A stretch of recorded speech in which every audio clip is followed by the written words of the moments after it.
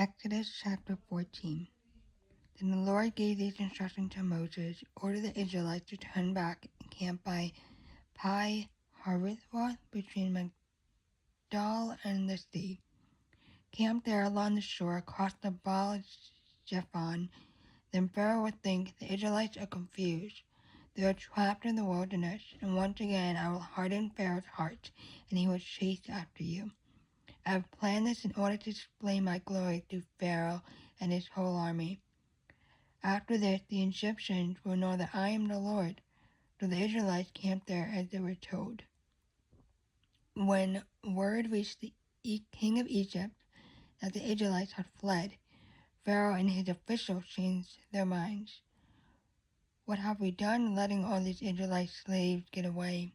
They asked. So Pharaoh harnessed his chariots and called up his troops. He took with him 600 of Egypt's chariots, along with the rest of the chariots of Egypt, each with its commander.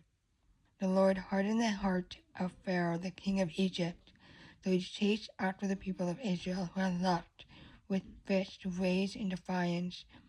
The Egyptians chased after them with all the forces in Pharaoh's army, all his horses and chariots, his charioteers, and his troops. The Egyptians caught up with the people of Israel that were camped beside the shore near Pi Hahiroth, across from Baal Zephon.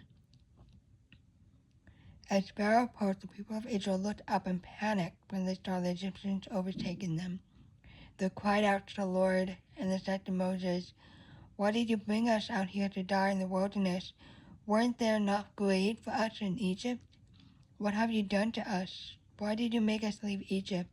Didn't we tell you this would happen while we were still in Egypt? We said, 'Leave us alone. Let us be slaves to the Egyptians. It's better to be slave in Egypt than a corpse in the wilderness.' But Moses told the people, 'Don't be afraid. Just stand still and watch the Lord rescue today. The Egyptians you see today would never be seen again. The Lord himself will fight for you. Just stay calm.'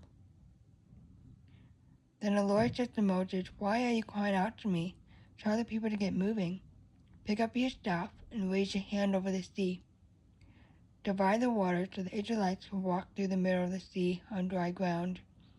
And I will harden the hearts of the Egyptians, and they will charge in after the Israelites.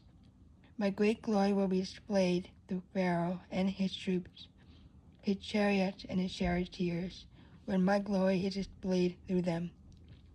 All Egypt will see my glory and know that I am the Lord.'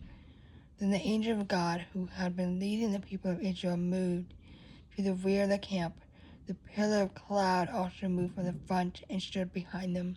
The cloud settled between the Egyptian and Israelite camps. As darkness fell, the cloud turned fire and lightened up the night, but the Egyptian and Israelites did not oppose each other all night. Then Moses raised his hand over the sea, and the Lord opened up a path through the water with a strong east wind. The wind blew all the night, turned the seabed into dry land, so the people of Israel walked through the middle of the sea on dry ground, with walls of water on each side. Then the Egyptians, all the Pharaoh's horses, chariots, and charioteers, chased them into the middle of the sea.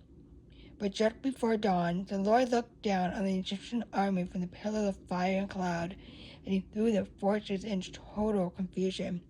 He twisted their chariot wheels, making the chariot difficult to drive.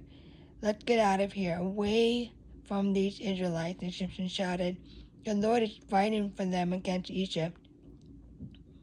When all the Israelites had reached the other side, the Lord said to Moses, 'Raise your hand over the sea again.' And the waters would rush back and cover the Egyptians and their chariots and charioteers. So as the sun began to rise, Moses raised his hand over the sea, and the water rushed back into the usual place. The Egyptians tried to escape, but the Lord swept them into the sea. Then the waters returned and covered all the chariots and charioteers, the entire army of Pharaoh. All the Egyptians who had chased the Israelites into the sea, not a single one survived. But the people of Israel had walked through the middle of the sea on dry ground. As the water stood up like a wall on both sides, that is how the Lord rescued Israel from the hand of the Egyptians that day. And the Israelites saw the bodies of the Egyptians wash up on the seashore. When the people of Israel saw the mighty power that the Lord had unleashed against the Egyptians, they were filled with awe before him. They put their faith in the Lord and his servant Moses.